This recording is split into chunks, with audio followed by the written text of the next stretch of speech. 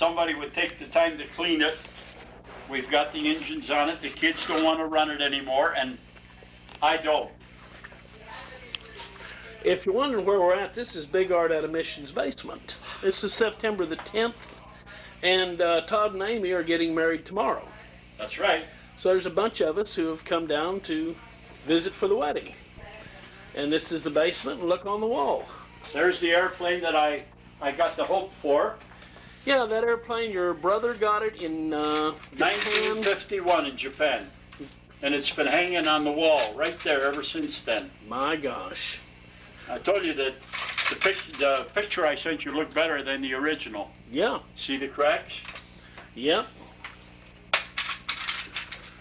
And there's what, a de Havilland Comet. It had two 25s in it. There's still got the one in it. The other one I took out and I flew it in my Tester Senior. Mm-hmm. The next airplane, the red one, is the airplane that Dennis, in 1972, he won the Senior Nationals, and he beat Al Rabe for the Walker Trophy with that airplane.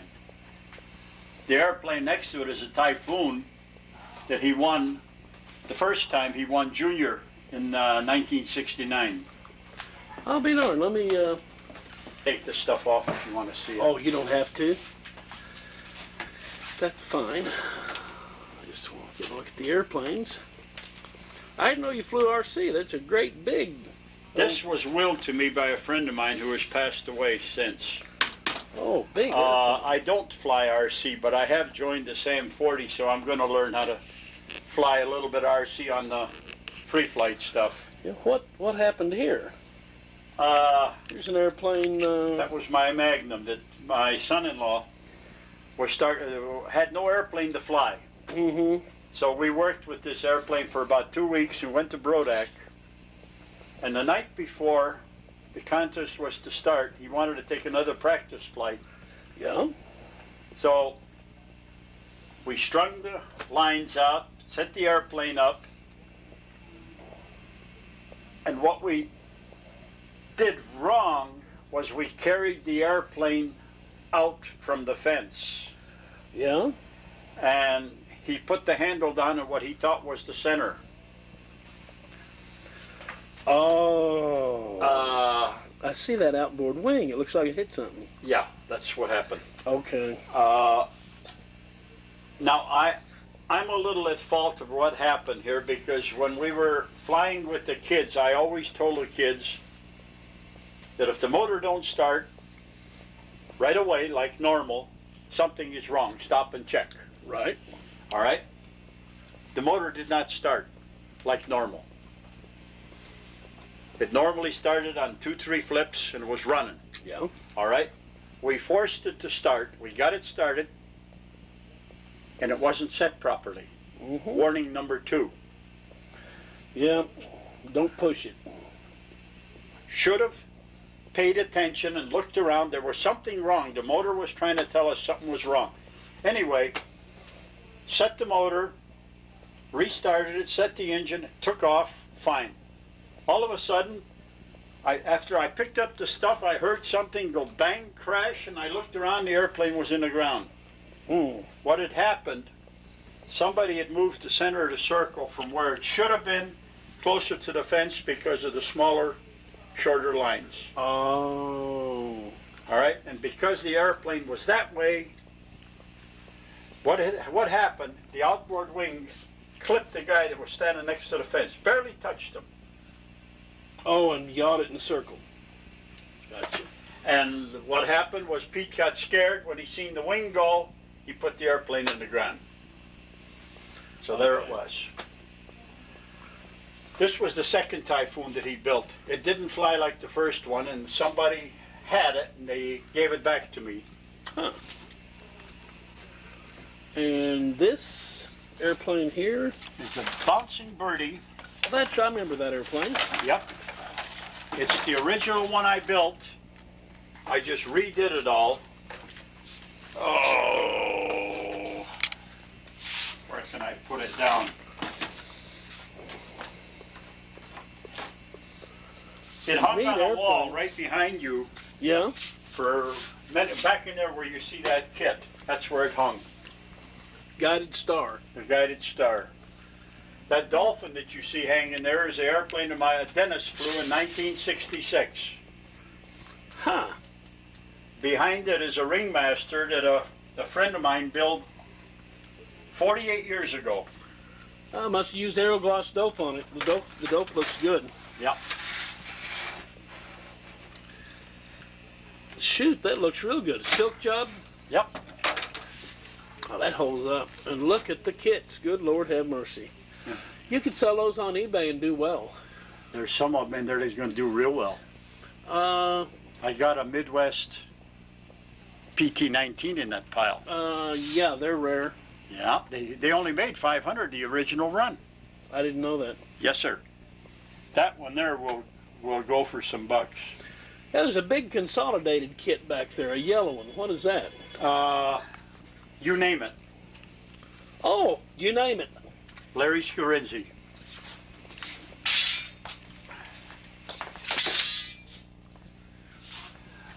There's my goat. Yeah, I remember the goat.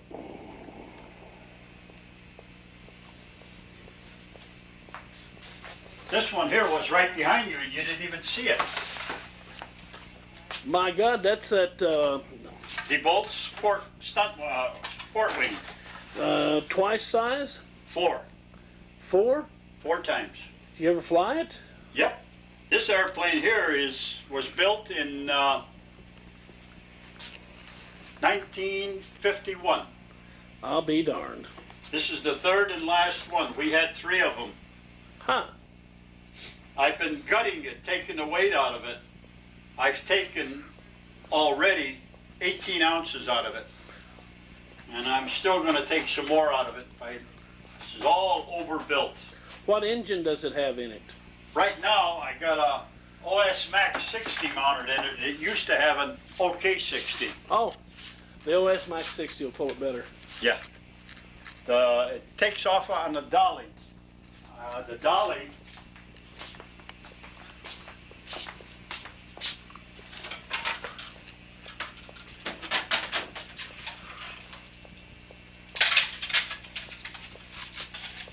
look at the Stanzel speed units. Mm-hmm.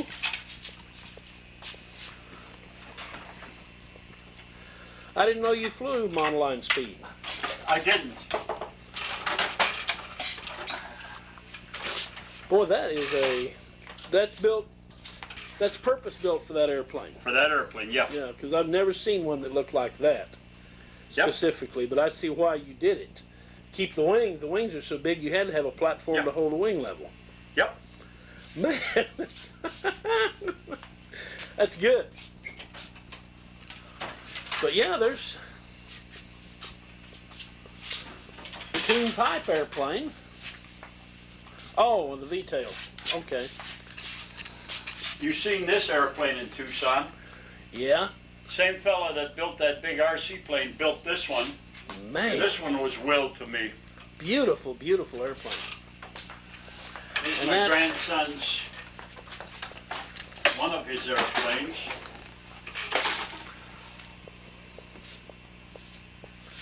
I remember that fiberglass fuselage.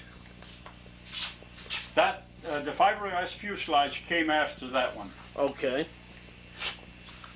The Dennis's airplane there, the Eclipse, Yeah.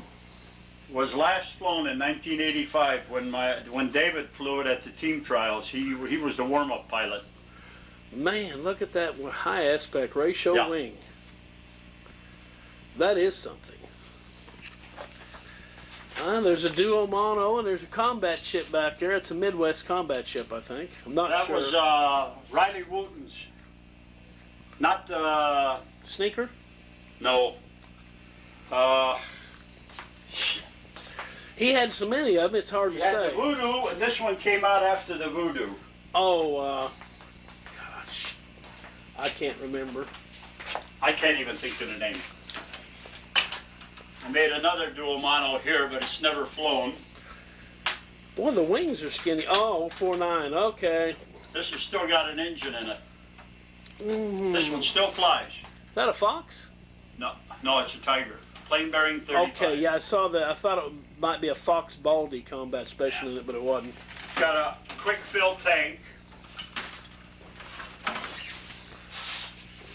And you've got a profile. Yes? What?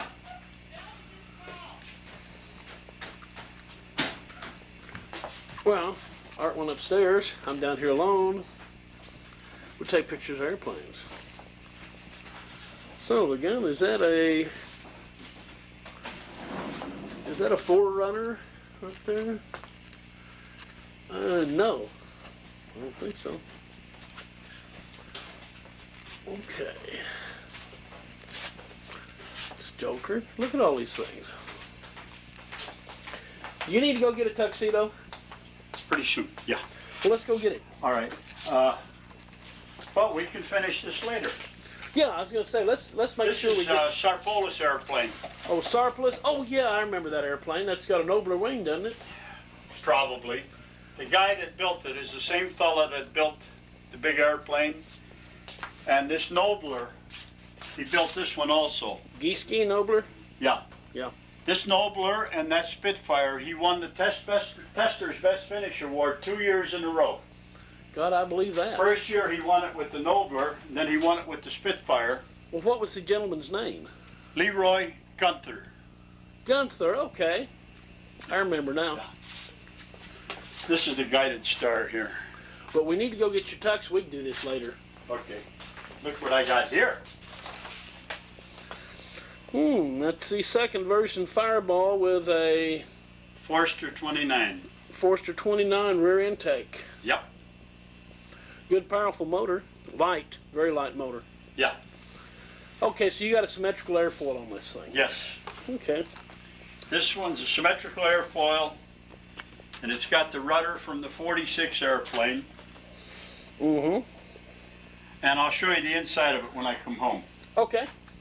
Well, let's go get a tux.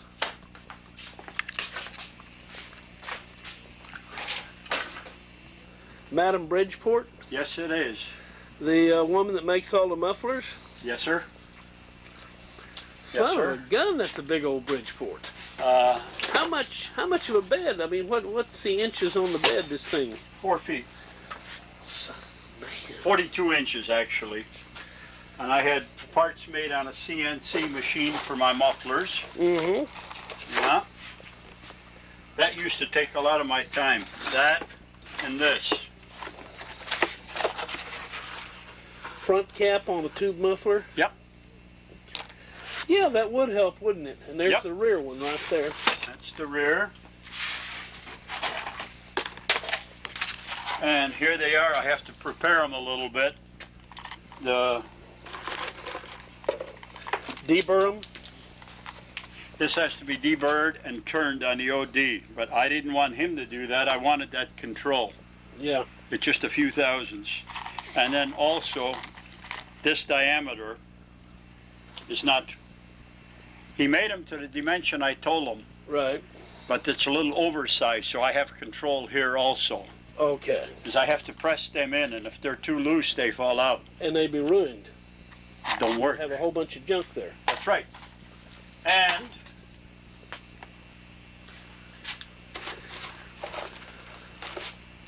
wherever. By the way, we're in Oh. Big Art's Muffler Shop. Huh? I'm talking to the camera. This is Okay. Big Art's Muffler Shop. Now, where do you get those? Those are made in Kalamazoo, Michigan. Yeah. You see, there's a tube, the full length. Oh, are they? They're not extruded. They're not specially made for you. Yes, they are. Oh, they I are. had to pay for the die, Oh, really? and whenever I need more, I just have to call them up and run me another batch. And I have a part that's missing. Huh. I was going to assemble a muffler for you. Oh, crap. What'd I do with it? Important piece. Oh, boy. Ooh, look at all them engines laying there. Is that a Johnson? Oh, boy. These are all good pieces that'll probably be here 10 years from now, but they're too good to throw away. I know what you mean. I got a Okay. house full of that stuff. You know how that goes. Oh, God. Oh, nuts. We got a whole bunch of engines on that shelf, too. Yeah, I use them for fitting. Is that a Johnson up there? Yep. Thought so. Here's a muffler adapter that I make that go on the 46s and the 60s. Oh, for the... They're identical until they find out what motor they want it for, and then I have to spot face it, the size of the stack. Is that a Super Tiger 46 crankcase? Yeah. See, I put that on. You know people are going to be calling you wanting that. There will be people calling you wanting to have that. Is it still good? Oh, yeah. Okay. I make mufflers for Fox, for this motor. That's the old... 45. That's the first one, right? Yeah. It's your first model with that funny looking... So I make them a dozen at a time for them. I've probably sold them, I think up to now, about 10 dozen. Well, they must have lost their mold then. They used to... They destroyed the die. Why? Yeah. Okay. Well, without that part, it's a little difficult to assemble. I had a bushing, and I can't imagine that I didn't put it where it belongs. Put it in a different box. Like stunt ship wings and stabilizers. Well, real quick like.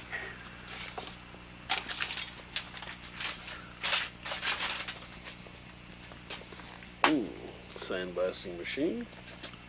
Let's try. Oh, more stunt ships. Take apart. That's our first take-apart airplane that Dennis put together. Yeah, I see that. That's got about a 6-foot wing, and it flew with a 35. What's that airplane on the wall? That old thing up there. That's a flying saucer. Okay. Huh. And there's a combat ship back behind that. Looks like a Voodoo or something. Yeah, a Voodoo. I'll be darned. Voodoo. There's a lot of stuff hiding out here. Well, anyway, OS what I was 60 looking rear for intake. was a tube that fits over this little piece here.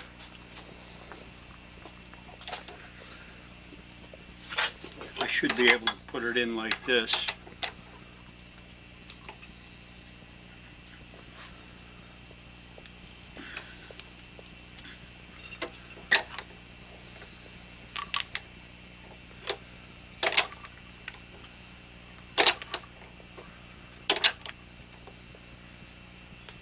That's not the way I normally put them in, but, and then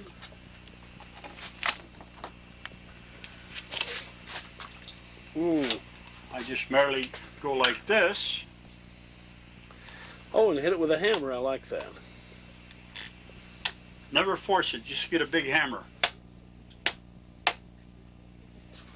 There it is. It's missing the hole, though. Okay.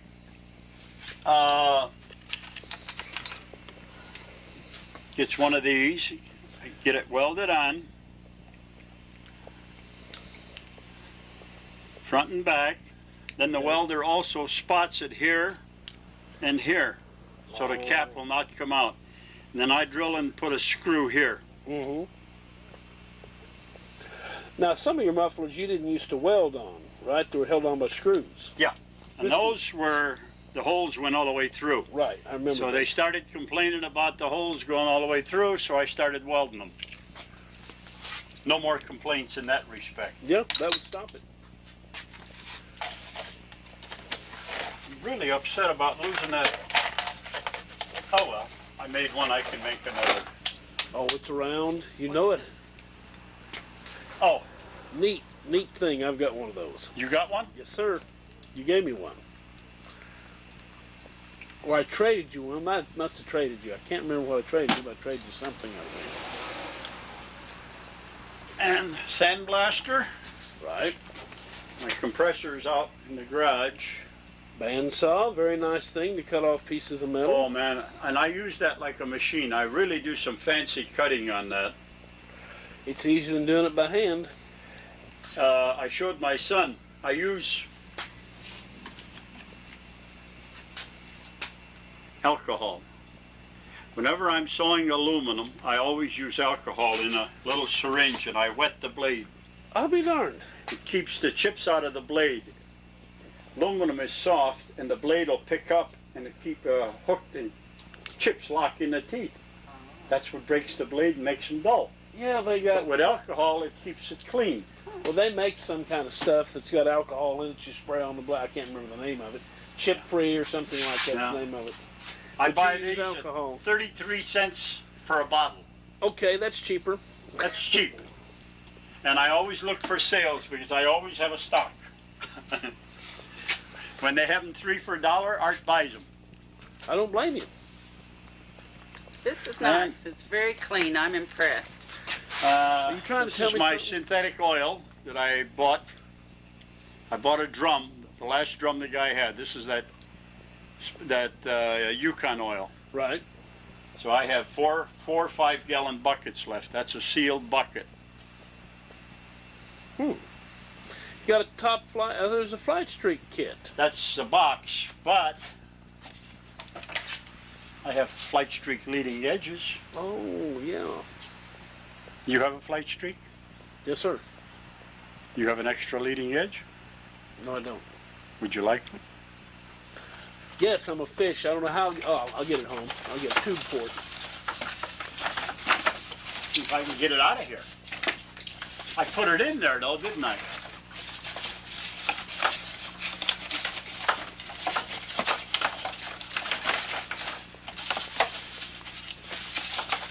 Now, where'd you get that from, Art?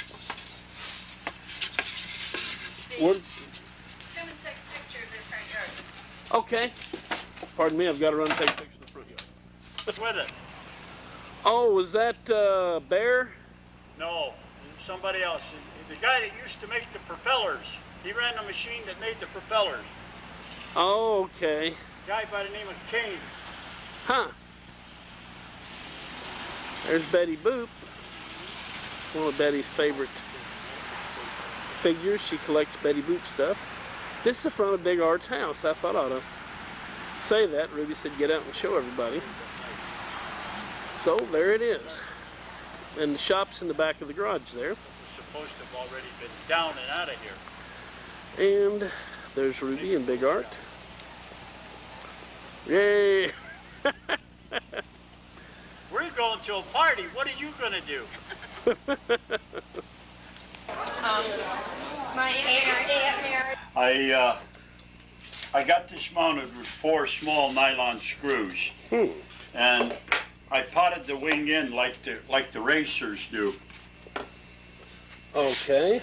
What I did was set the leading and trailing edge down so that I could tighten the screws, and then I cleared the fuselage underneath to give me a gap. Right.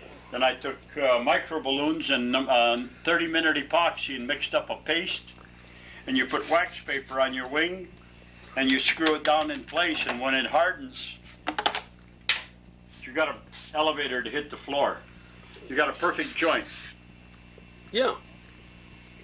Can see it. And I'll do the same with the top. The top doesn't fit that good.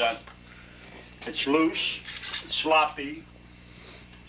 Look at the way they did this. It fits in here. This is according to the plans. That keys it in. Yeah.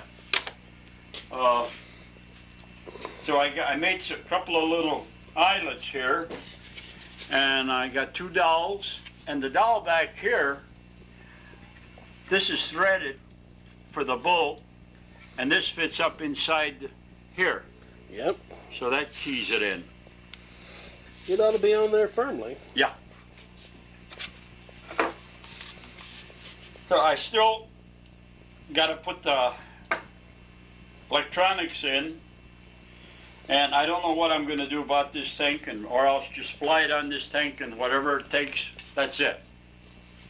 I don't know how long it'll run on that tank. I don't really care. This is not something I'm going to do a stunt pattern with anyway. You can do inside loops. Charlie Bruce does a wonderful job of carving these. Boy, he does, doesn't he? Oh boy. He's got the same kind of machine that they carved them with, and he's got the original patterns. Yes. I got another one here.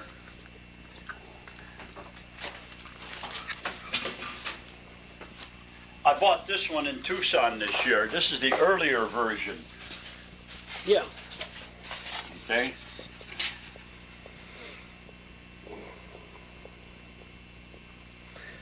Yeah, that's the first one, right? Yeah, this is the earlier version. I'd love to see how he does this. I've never seen carving like this done.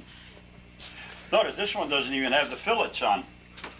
Yeah, it's a machine out of a furniture. I think they make furniture with that machine. Is that right? Yeah. You can still buy them. This one here is not as nice as the other one. You see the joint? We'll have to flatten this a little bit. Right. But I might even pot that edge in to make it a hard surface. I thought it was interesting the way they hold the landing gear in on these airplanes. What a unique... You take a wooden dowel and you drill a hole through it for the size of the wire you're going to use. In this case, it happened to be 3/32. You split it. The landing gear goes into the big hole from the bottom. Right. And you push these down into the hole. And it holds the landing gear, and because it's cut off, you take a piece of tubing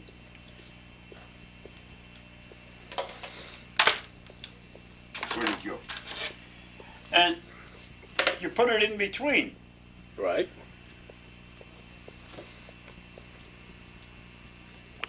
And that holds the landing gear in place. Right. If you hit real hard, it looks like it'd break the tubing. It looks like it would break the tubing if you had a hard landing. Yeah. But I guess you could just replace it. Ever see one of these? No. This is a profile, I call it a profile mount. Mm-hmm. This is made to fit the back of an OS Max 35S. I take the back plate off, put this on, Right. and you slide this on a profile, and you can have your engine Vertical. I'll be darned. I've never seen that. I made two. I made one for a Fox 35 and this, and the Fox is gone. I sold it to the guy. He wanted it and liked it so much. This here is 3/4 of an inch, just like the thickness of your fuselage is on a profile. I'll be darned. That's a neat little thing. I won't make them though. Yeah, I can understand why. There's a lot of machining. A lot of machining. work in there. That's a CNC job, Yeah. but you'd have to have a whole bunch of orders for that. Yeah, to make it worth your while. Hmm? To make it worth your while. Sure.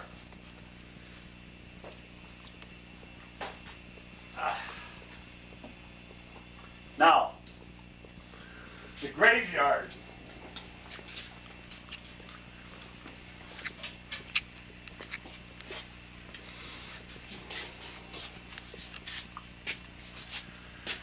This airplane here was my son Archie's airplane from 1966. Yeah. It's heavy. It's a Nobler. He put the twin rudders on because he was very, very friendly at that time in writing to Bob Gialdini. Right. The airplane came out heavy, and it wouldn't turn. Mm-hmm. So this is when we learned about shortening the flaps, and these became more effective when we shortened the flaps this much, and we got the airplane to turn. Right. This had a Vico 35 in it.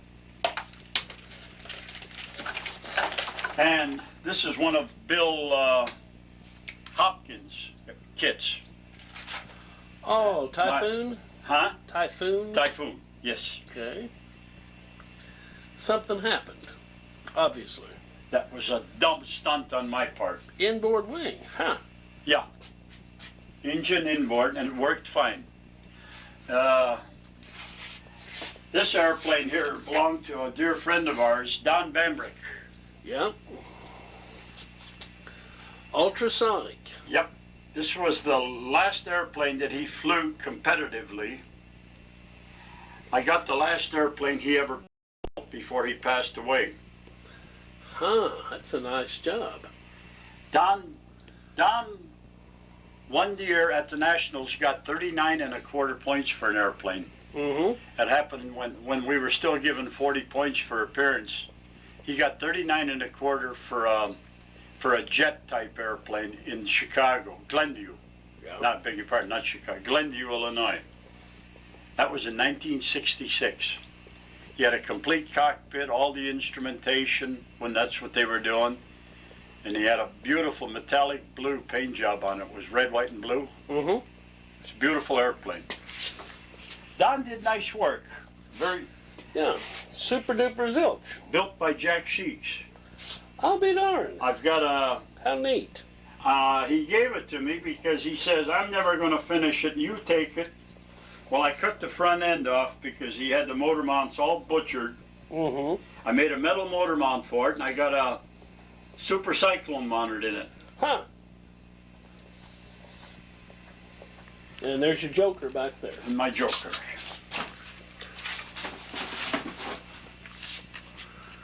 Good Got Lord enough- above. You got enough light to see that? It's full of engines. It's hilarious. Oh, it reminds me of the meat market hobby shop where they got all the stuff for sale in Tucson. Yeah. Yeah. A freezer full of engines. Now that's different. I've never Different? seen that.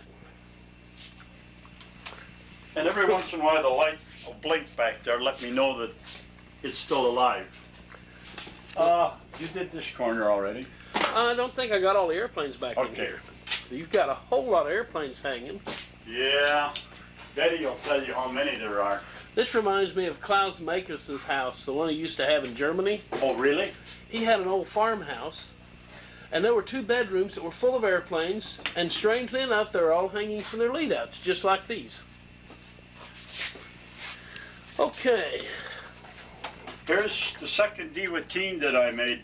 David finished this one. No, I didn't make it. David did it. I helped him paint it. Yeah.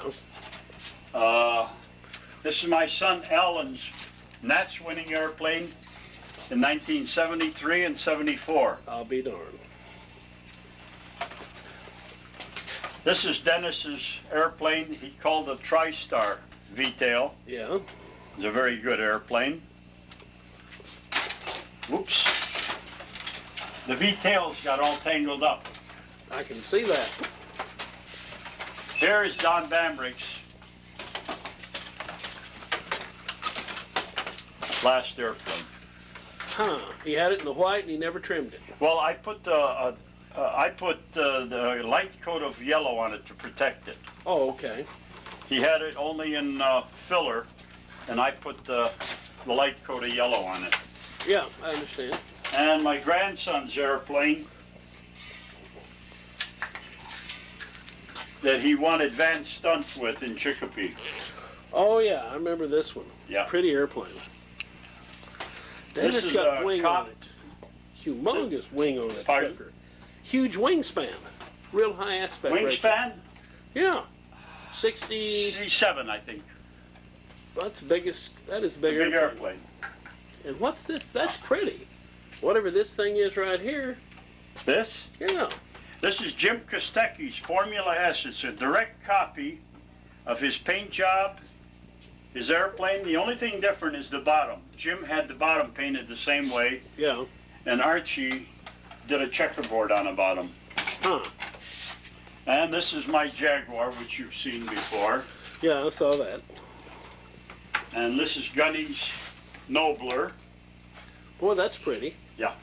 This had an OS Max 35 in it. He won the Tester's Best Finish with this in 1969. And he won it in 70 with the Spitfire. Think of that. 1969. Look at that airplane. Aero gloss paint. Look at that airplane. 69, that's, well, 20 years would be 89, 30 years, it'd be 99. In other words, this is 30 years old, 30 years old. and the finish is beautiful. Yeah, Aerogloss was good stuff. Yeah. I don't know what it was, but I don't think it was butyrate. It was something No. a little different. It was not compatible at all with butyrate. No, but it was good stuff. A sophomore, 29, with an old K&B Torque. Oh, yeah. My grandson learned to fly on that airplane. I'll be darned, it still looks good. The motor still runs. And you stole the wheels. Yep. This is Johnny Casburn's SE5. When he kitted it? Yes, it was a profile kit. Johnny Casburn, Johnny Clemens, and 2 other people used to fly 4 of these at one time in Texas. They had 3 or 4 different airplanes that he kitted. One was a Fokker D7. It didn't fly as well as this. That is the 6th color scheme on that airplane. That airplane's over 30 years old. I'll be darned. That's amazing. Oh, these are beautiful airplanes. My gosh. Oh, whoa, wait a minute.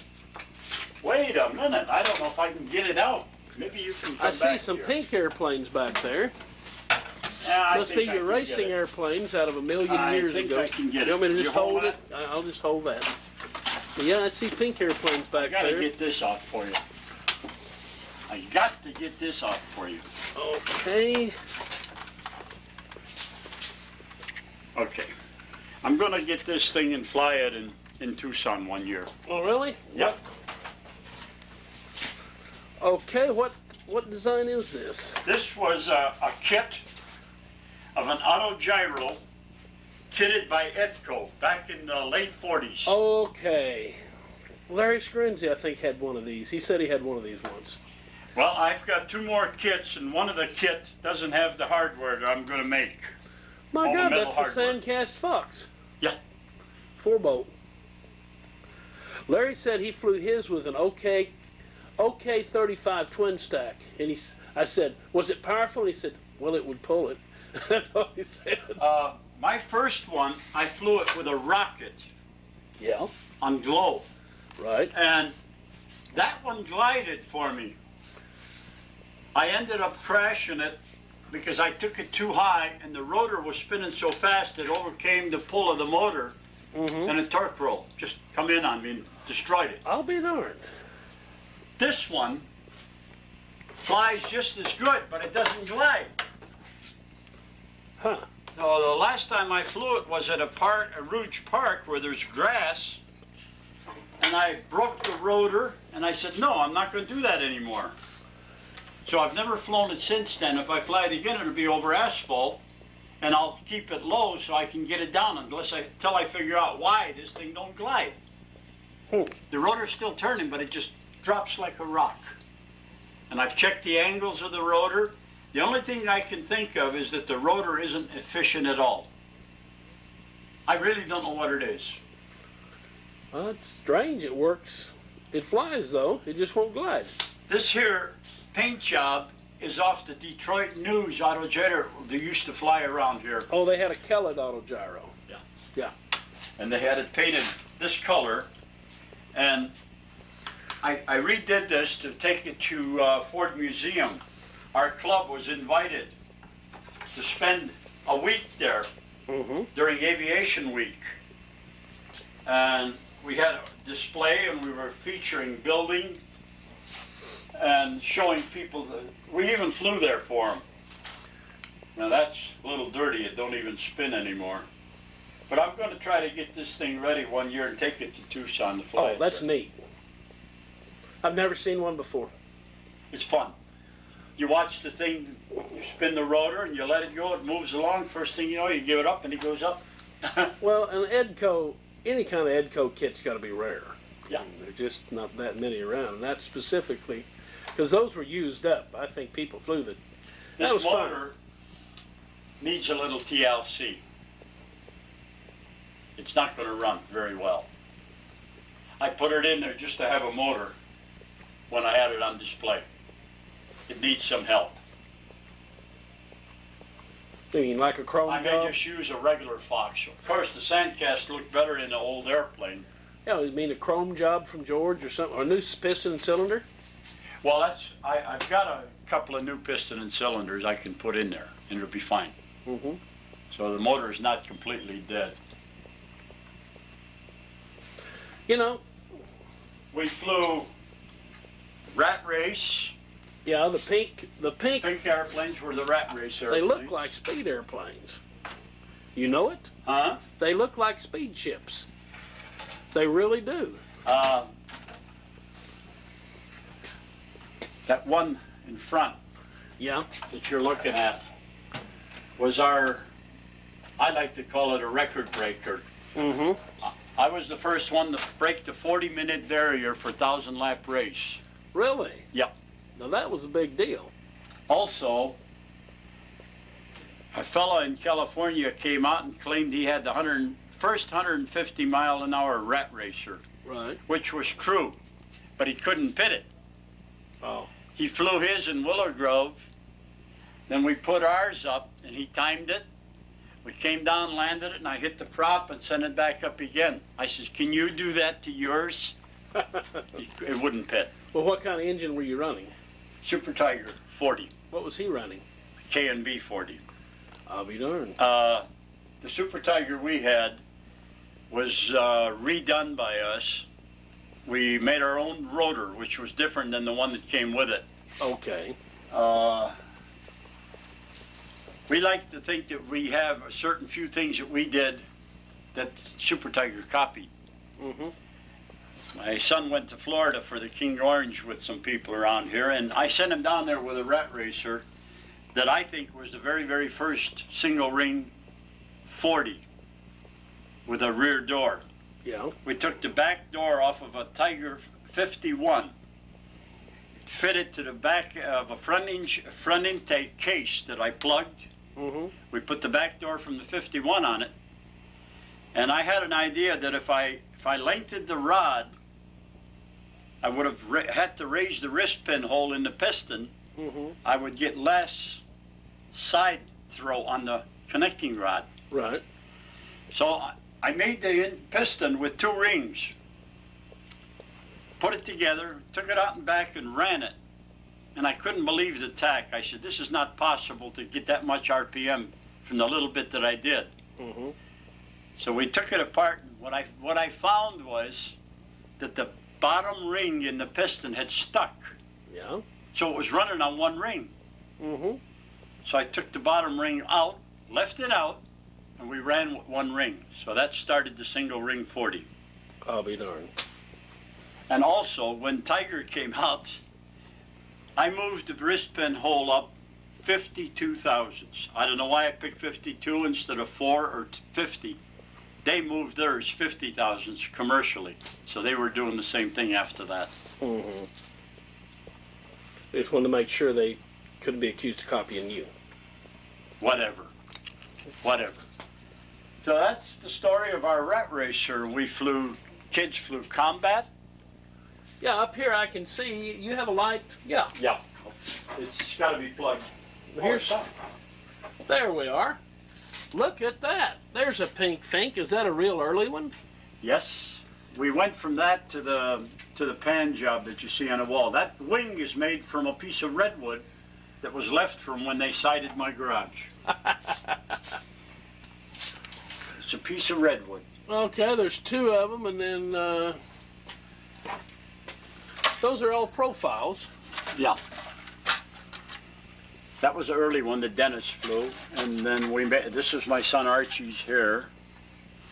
And if you notice, the motor's turned on the side. I noticed that. That's to get a smaller profile in front. Rather than hanging it down, we tipped it up and we got a smaller profile in front. Okay, I understand that. And there's, My son David's Voodoo. yep, Italy Super Tiger. Is that silk on the wing? Yes. Polka dotted silk. Good Lord. And then Yes, there's sir. what, another one back there? Something else, a Midwest something? Had Can't tell. a Vico in it. There you go, Denny's Fire Fink. Yep. That was a Firecat? A Firecat wing? Yeah, I maybe? think it was. Yeah, he had a Vico 35 in it. And then there's a black rat hanging there. That was a throw together that Denny did. Okay. And you see Marie's scale ship. That's a monogram Aranca. Right here? Yep. Yeah. It's got a McCoy 19 in it. Okay, I can see the needle valve. Ha! So what you see stunt, rat race, scale, combat. Yep. And over here we got carrier. This sec, Art. Okay. Got pictures on the wall here. Oh, Now there's something. It says Cobra, XB-66 Cobra. What's that? that's an airplane that Archie drew up. I'll be darned. Cobra. Why Cobra? Is that modification of Steve Woolley's airplane? No. No, Okay. it was No, a it swept didn't. wing and Yeah, it's swept. it never got built. Okay. Never got built. There's two stunt ships back there with trophies. Oh, the one in back is Alan's Magician, a modified Magician. Okay. And the one in front is a Ray, Bob Gialdini's airplane. Oh, okay. And I noticed there's some candy up there. It says Sweet Marie. Yeah, yeah. I have no idea who that could be. And who's this gentleman on the wall? Well, let's see what's behind there. I can't even see the airplane. Oh, this is my Canberra. Oh, okay. That's had a fish scale paint job. I mixed it in with the white dope. Mm-hmm. And in the sunlight, you had to turn your camera down 3 stops. It was so bright. Okay. I took that up to Toronto, Canada at the expo, and we flew in the stadium there. Yeah. I got that thing up in a square 8. Just as I was coming up here to turn the top corner to go outside, my flap horn broke. Oh. So I destroyed the airplane. Yeah. Now, what are these two airplanes right up here? All black right, and white? this is a Chief. This is Right. the airplane that won the first trophy, stunt trophy in the house by David. I'll be darned. This one crashed Okay. when the Fox quit in a square 8. Oh, God. Yeah, I can see how that would happen. Yep, And the second one, is that another? that's a PT-19 by Midwest. Oh, okay. Neat looking airplane. Kostecki's Talon. Yep. Yeah, and above that, what's that airplane? Oh, no. Well, I can see it, just can't tell what it is.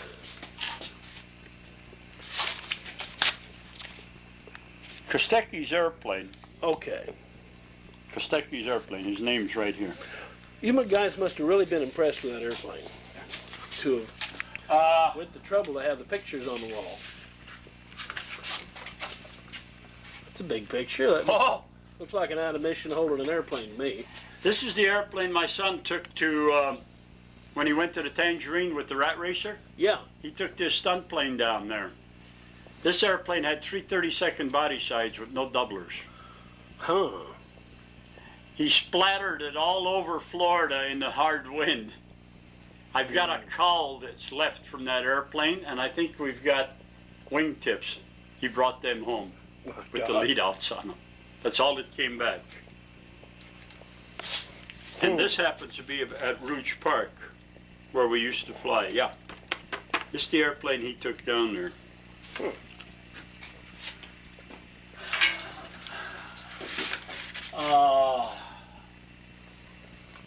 Used to be something else here on the wall that I don't see it now. I wonder what happened to it. I don't believe that. What's that?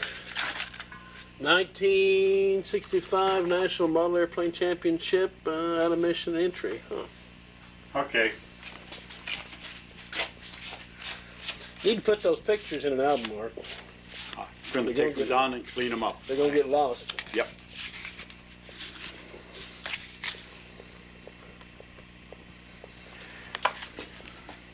This is a picture a postcard from Rome.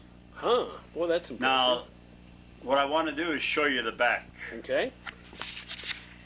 Get a load of the name down here that it came from. Says Steve, right? Steve Woolley. I'll be darned. Wooly sent you that. Isn't that neat? Woolley spent a lot of time here.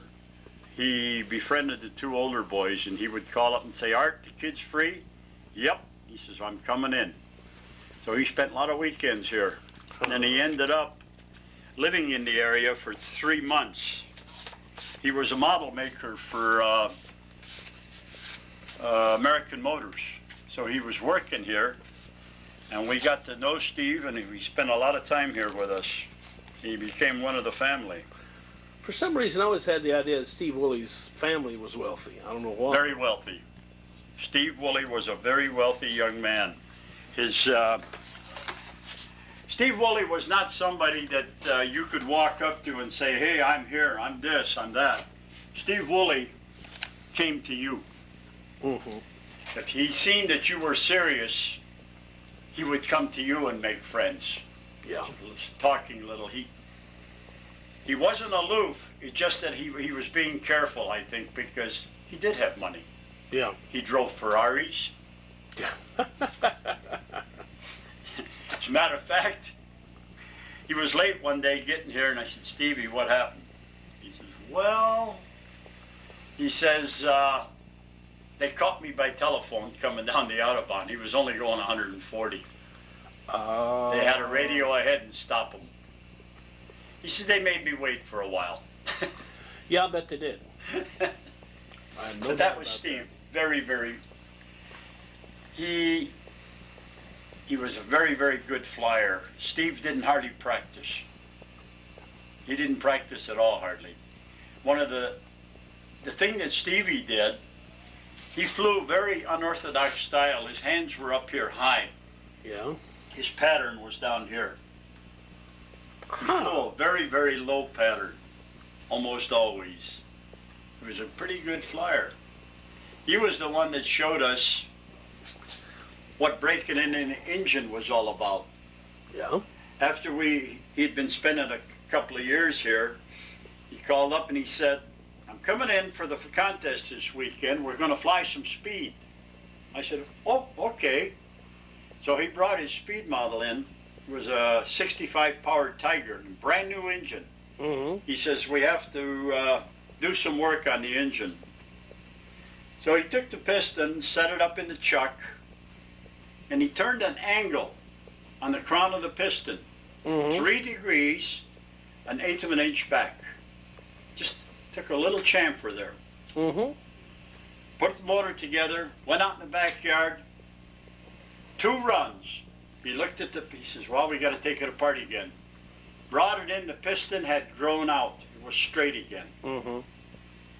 So he did it again, and the second time it took 3 runs to do it. After the 3rd time that he cut it, it was, as you said, it's ready to go. And I have to tell you,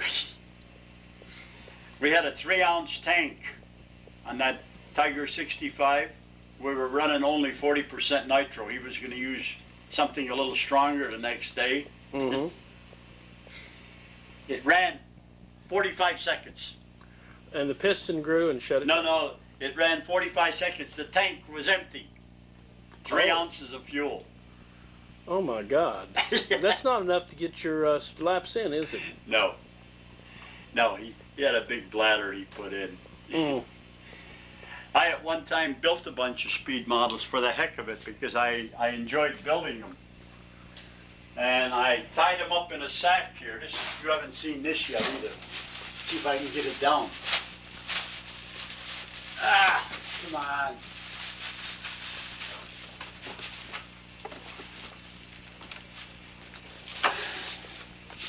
Tell you what, I'm going to shut this thing off. Protecting them pretty good. Yeah, 15-powered Super Tiger speed ships. Neat, man. K&B. Well, that one's a K. That's a K&B, okay? No. And that one's a Super Tiger. Yeah.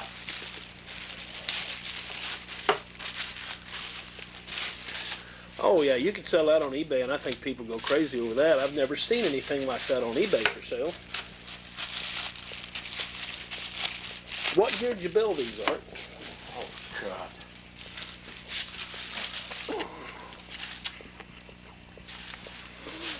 Had to be in early 70s. They're quite old. Well, they're almost 30 years old. Yeah.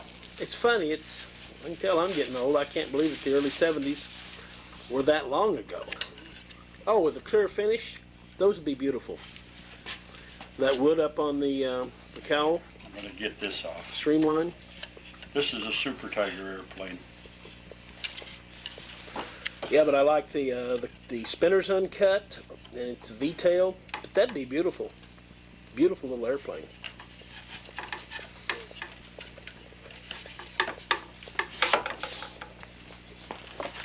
All else fails, get the proper tools. Rev up 10.8. Turning a 10.8 on a Fox 35? No, Okay. show, Show, okay. for show. Oh, that's pretty. Business-like little airplane.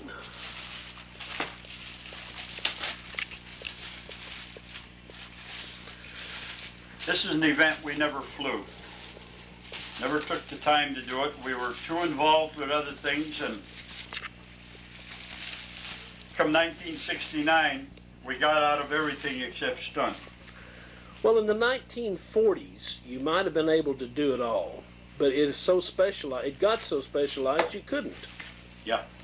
I mean, who had that much time? This is a K&B airplane. Oh, that is neat. But yeah, sprayed with clear, that would really be sharp. Yeah, I have to sand it lightly to clean it up and then spray it. Yeah, that'd be beautiful. This was during our rat race days, Mm-hmm. and I was always fascinated. We had a couple of speed teams used to come in. Delaney and Lauerman from Chicago, and Steggins and Dodge used to come in from Cleveland. They always flew clear airplanes with the laminations like this. Yeah, I remember pictures of those. Oh man, and that I was always thrilled on seeing their airplanes. They were so beautiful. So I says, well, I'm going to try it. And I had a lot of fun building them. Well, you sure took care of them. There's not a nick out of them or anything else. No. Nope. Kids haven't even seen them in a long time. It'd been hanging there for just about as long. When one day, wait a minute, I took them out one time, tried to sell them, as you can see the price tags on them. Right. And the swap shops, you get, most of the swap shops we go to are RC oriented. Right. So you're not going to get anybody too No. much looking at some No, control line buy stuff. that. So they came home. No, I'm not giving them away. I don't blame you there. That'd be stupid. Well, I might try to sell one on eBay and put a high reserve on the first one to see if it would sell. I don't really know what to do. I'd hate like hell to get $50 for it. No, I'd put a reserve higher than that on it. I'd put, or just start the bidding at 100. Don't put a reserve. There's two ways to do it. You can just start the bidding at 100. That's the same thing as a reserve. Only they know where it's starting. Reserves are, you don't know what the reserve is. That's dumb. No, I hate the reserve bidding. Well, they won't tell you what it is, and you could bid and be the high bidder and have it end, and you wouldn't get it because you didn't meet the reserve. And there's no way to meet the reserve unless somebody else starts bidding. No, I was high bidder on a Thor twice for that same reason. I won the auction, but I didn't meet the reserve. Right. And he wanted, what was his reserve? Did you ever find out? The one guy, I wrote to him, and no, he wrote to me, and he said, you've won the auction, but obviously you have not met the reserve. Do you have anything to trade? So I wrote back to him and I said, well, without knowing what your reserve is, how do I know what you want to trade? That's true. So he sent me back, you know what the reserve on a Thor was? And it wasn't even a brand new one? No. $175. He's dreaming. It's not worth that much. Something wrong. I bid 75 on a Thor, and I looked at myself and I walked out of the room and I said, are you stupid? Well, that's overpriced at 75, I think. But Well, even at 75, if I could have got it, I would have bought it, simply because that was the very, very first engine I ever had. don't you feel bad now that you beat it with a hammer? No. Not a bit. The only thing that made me feel good about it was that I was able to find out what was wrong with it. That made me angry. It wouldn't run. Yeah. And I checked the wiring harness until I was blue in the face. I bought batteries until I was broke. Yeah. And all it would do would go pop, pop, pop, pop. It never even fired. Mm-hmm.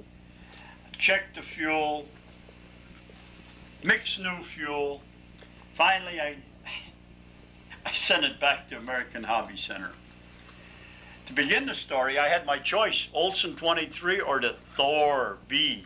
Guess Yeah. what I picked? The Thor. The Thor. Anyway, I Should've sent got it the back Olson. to American Hobby Center. Came back with a nice little letter. We have checked your engine, and there's nothing wrong with it. Sure. Back on the bench. Pop, pop, pop, pop, pop. Come in the house, and Betty says, did it run? Nope. She says, how much longer are you going to fool with it? I says, until it runs. Mm-hmm. Well, it was cold. It was winter time. I go out there in the garage, pop, pop, pop, and I slipped one time, hurt my finger. I looked at the motor, I reached over and got a hammer, and I hit it. Then I knew why it wasn't going to run. It was in pieces. Took it in the house, and Betty looked at it. She says, it ain't going to run now. I said, you're right. So I started examining the pieces. Unfortunately, I don't even know why I started doing that. I could have just took it and threw it in the trash and never knew what was wrong with it. The needle valve body, when they drilled the hole for the fuel, the chip, they didn't drill the hole all the way through. It pushed the chip and blocked the passage. There was no fuel going to get through it. Mm. That's why it wouldn't run. American Hobby Center told me it was okay. What I should have done was sent that back to them that way. So that was the story of my very, very first gas engine. Yeah. And now they want $150 for it. Yeah. I don't think any of them ever ran anyway, did they? Not very much. Well, they didn't run very long. It was aluminum piston running in a die-cast crankcase. How long would it last? Not long. Not very long. Talk about oil. They don't make fuel with enough oil in it. No. I don't think Fox. Ram, the Judco, the Genie, all of the same thing. Right, same castings. Can you imagine a 60 made that way? The Buzz 60 was better. It was? Oh, much better. Much, much, much, much better. They How will could- run. They would run. They will run. They're good engines. How The big rest are of them are junk. All of them. The 35, the 29, the 19. Yeah. Whatever their ilk, they're Mhm. junk. Unless, let me see, somebody was running it and they put flakes of Teflon in the fuel and they would run. Okay. What is that stuff? Using it for a lubricant. Right, the Teflon was a lubricant and they Yeah. would run that way. I think that's the only way they ever got them to run. Okay. Well, look, I'm going to shut this thing off and get it off my shoulder. It's All getting right. sore. I got to show you the breezeway. All right, we'll get that next. Bit of spindle oil, Yeah, and I would let it run all night in that oil.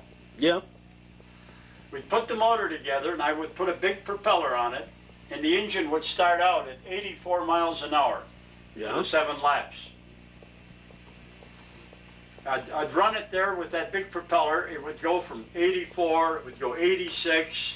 When it got up to 90,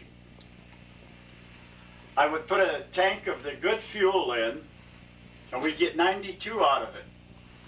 Yeah, Then I put the flying propeller on, and I would get 94 and a half miles out of it. And I would get about 6 runs, maybe 5, maybe 7. Then the crankshaft would tear the counterweight off the crankshaft. huh. So I'd start all over. And by the way, that's an OR 65 in Yep. this. It's class 2 carrier. Class 2.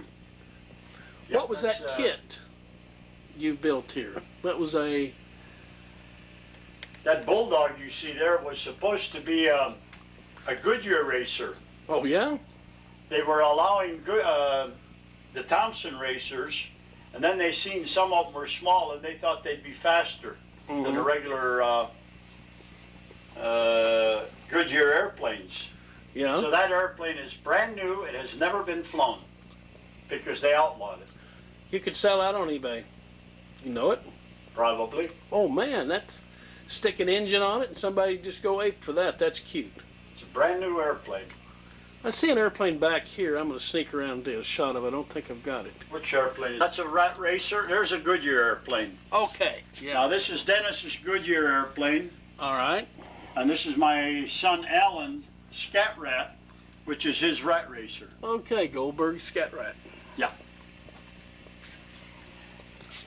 The name of the airplane is Lotus. Huh. Alan used to sit on the edge of the circle, and he was interested in car racing, and he got a kick out of the Lotus race car. Right. He says, the Lotus is doing this, the Lotus is doing that, so that everybody nicknamed him Lotus. So that was his airplane.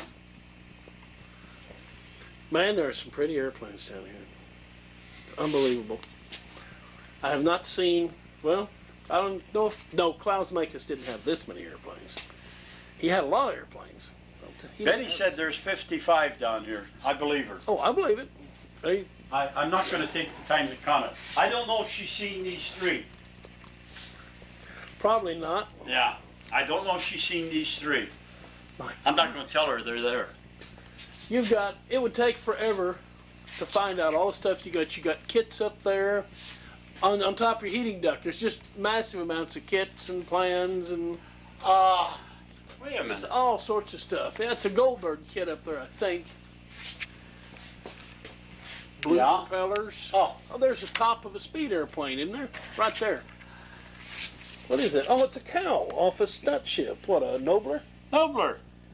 Nobler, okay. And that's a blue prop. Huh. Came off the Nobler. Which Nobler? DOM? Dirty old man. Dirty old man. Yours? What happened to the Nobler? It went away? Yeah. You know, they all do eventually go away if you fly them. Yep. And why? I wasn't flying it with this propeller, obviously, or it would be gone. Right, you couldn't have used that propeller. And I don't know why this survived. That's strange, isn't it? Yes. Looks like it would be gone. I don't remember. God. Here. Here's my guillotine. Yeah, it's obviously something has happened here. Oh, that's too bad. It's beautiful. This is the way our sparless wing was constructed. You want to see it in the light? Yeah, let's see the light. Man, that's still got a beautiful paint job on it.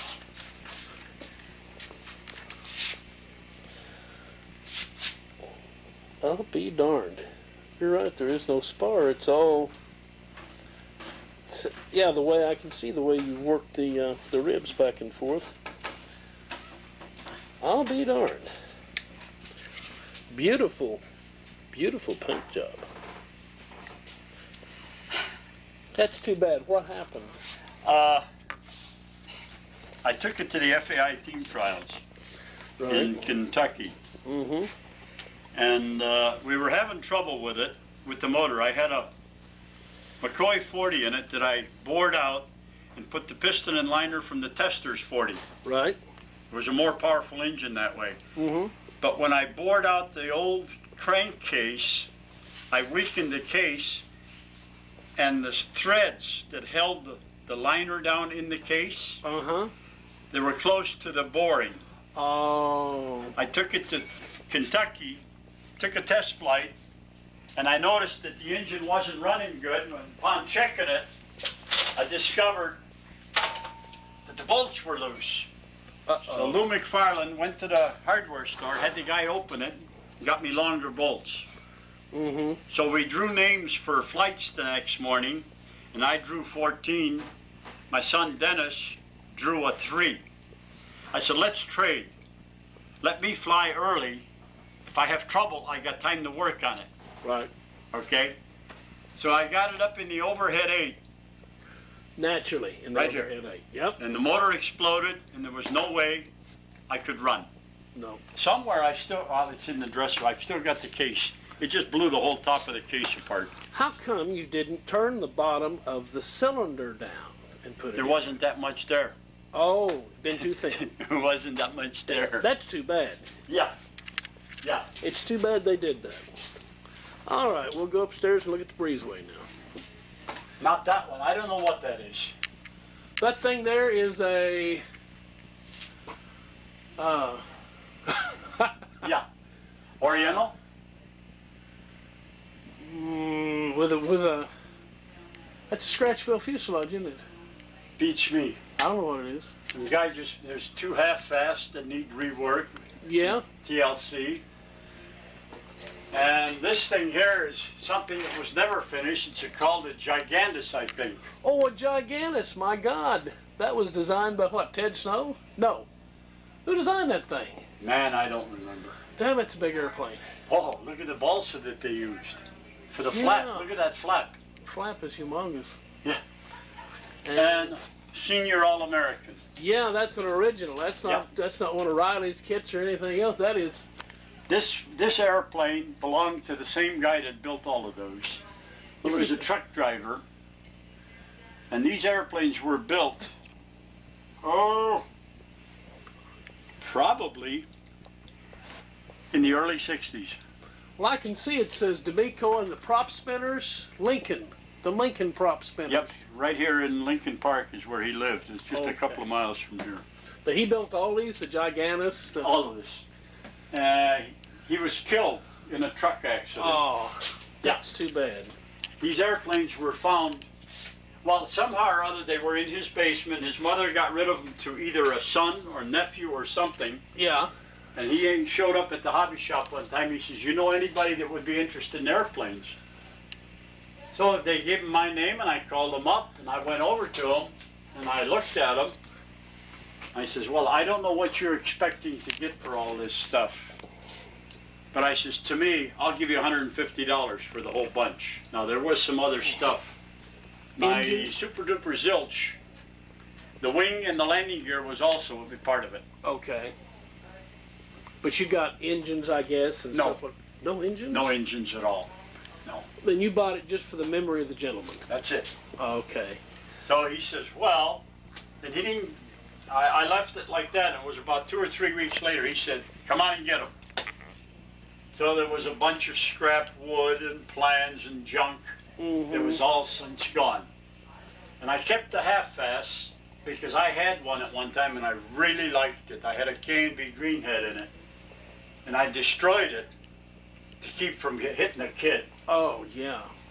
We were flying it across the street in the schoolyard there. And this darn thing would go pretty good with that Greenhead. Yeah. And I took off and I was flying around and the kid screamed at me and I looked when I came around and he was right there in the circle. So I dove it in the ground, it bounced and went right over him. I was too close to pull, I was afraid to pull up. Because you might hit him. So I dove it in the ground and it bounced and went over his head. I How went old out was this there, kid? I turned him around and I give him a kick. I says, I could have killed you. He went home, told his dad. Yeah. About an hour later, there's a knock on the door. Yeah. I answered the door. I said, hello, Harry. He said, hi, Art. I was moonlighting in a job shop, and Harry Worth was a die maker working in the shop. Oh, it was his My son kid. said, you kicked him. I says, Harry, if I would have not done what I did, you'd be burying him.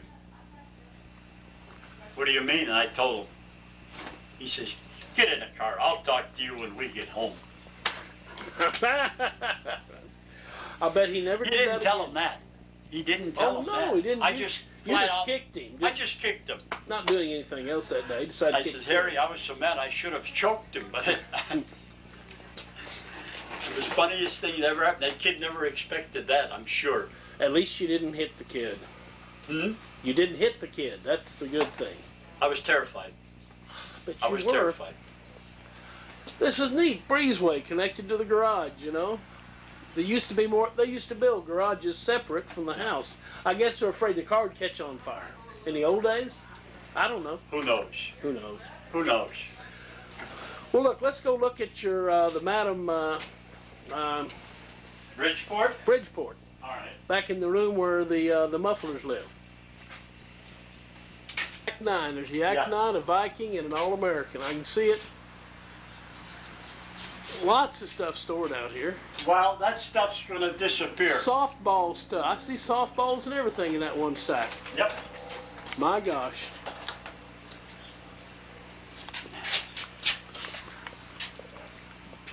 And here's where there's Madam Bridgeport, where the muffler's made. Man, that is a big mill.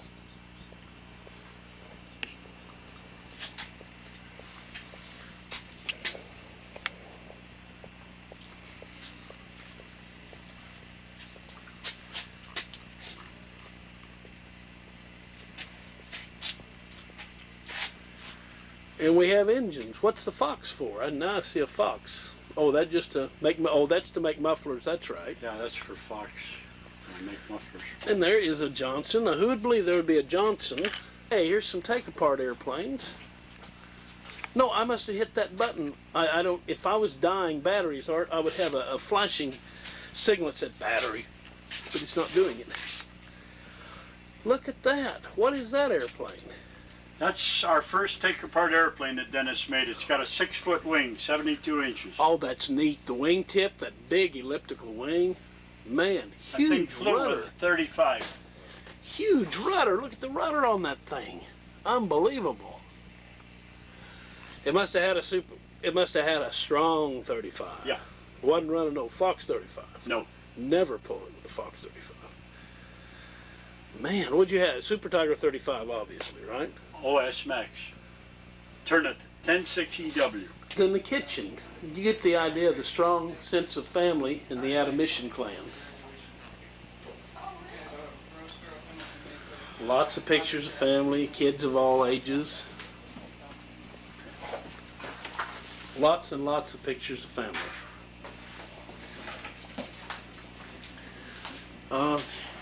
That's a neat shot there. Now that is neat.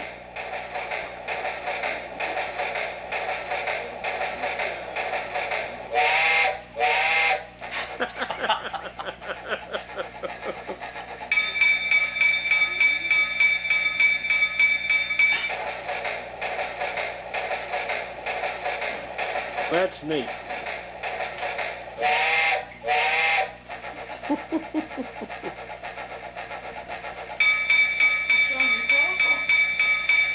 It's buried. I was just telling you about it. That's sharp.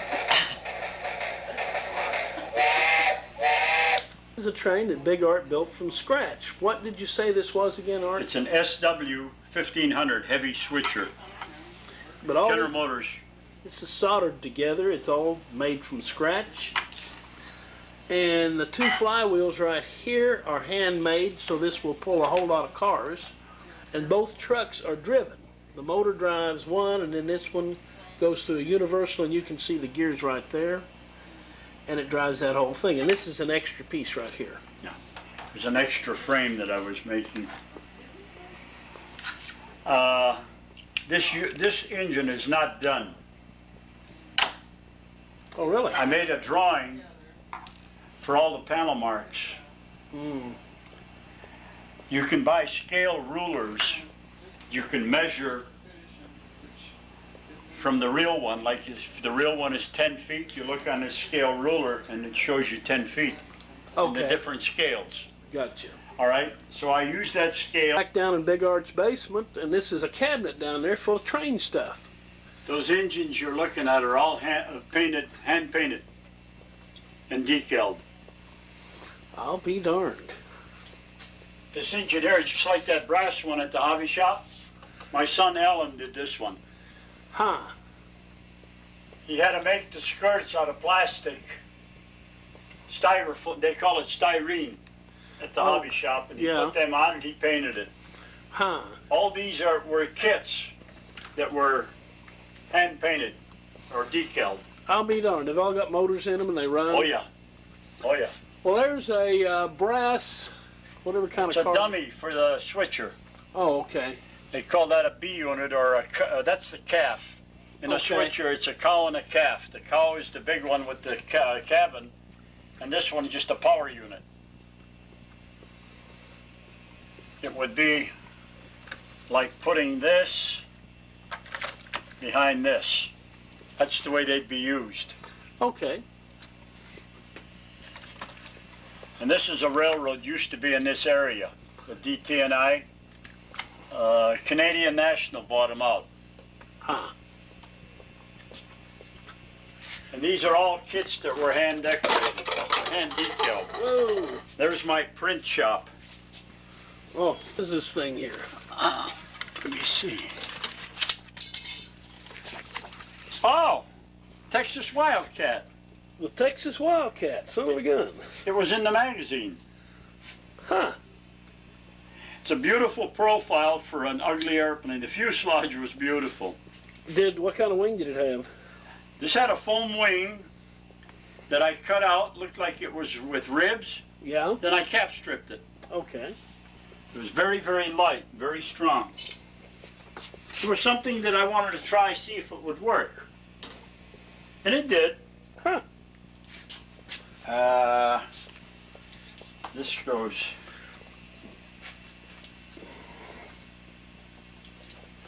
See buildings up there and stuff. And some more trains. And this cabinet that I can't get at right now, Yeah. full of trains and kits for buildings. My gosh. Yeah. I've got a set of decals. Champion made decals for trains. I didn't know that. I've got 2 boxes that long, that wide, with probably a couple thousand decals. Man, you could sell trains on eBay forever.